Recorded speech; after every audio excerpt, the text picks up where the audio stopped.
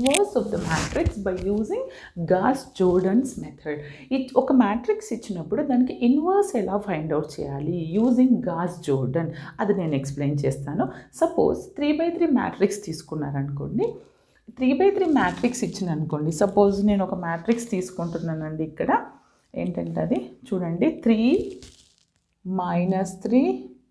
Please ప్రాబ్లమ్ని క్లియర్గా observe చేయండి, నాతో పాటు మీరు సాల్వ్ చేయండి, అప్పుడే మీకు ఈజీ ఉంటుంది.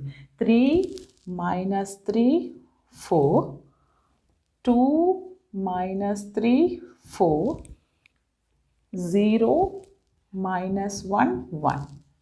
See, this is a given matrix. 3 - 3 4, 2 - 3 4, 0 - 1 1.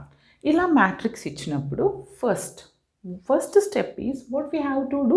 We need to write the given